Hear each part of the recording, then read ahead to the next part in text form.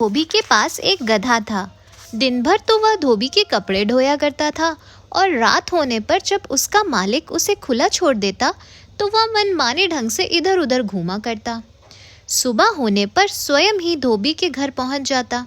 एक रात उस गधे की मुलाकात एक गीदड़ से हो गई।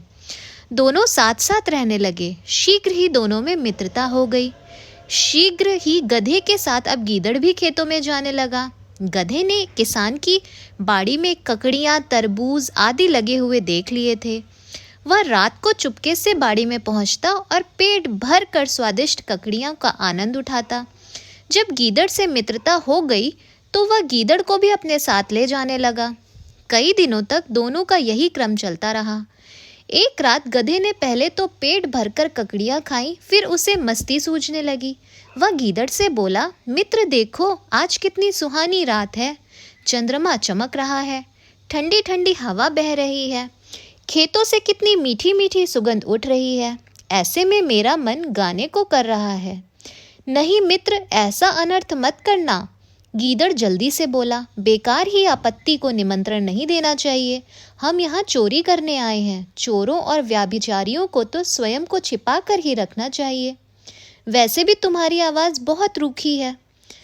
खेत के मालिक ने सुन ली तो वह जान जाएगा, फिर या तो तुम्हें बांध देगा या पीट पीट कर मार डालेगा।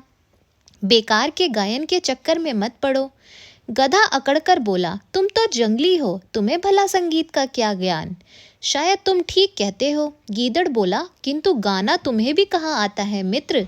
गीदड़ के बार बार समझाने पर जब भी गधा नहीं माना तो गीदड़ बोला, ठीक है मित्र, तुम गाना चाहते हो तो शौक से गाओ, लेकिन कुछ देर बाद गाना। तब तक मैं खेत की मेड़ पर बैठकर खेत के मालिक पर नजर रखता हूँ।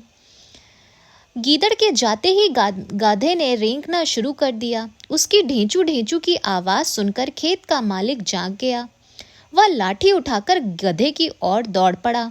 उसने क्रोध में आकर गधे की पीठ पर इतनी लाठियां बरसाईं, गधे की पीठ टूट गई और वह भूमि पर गिरकर लंबी लंबी सांसें लेने लगा।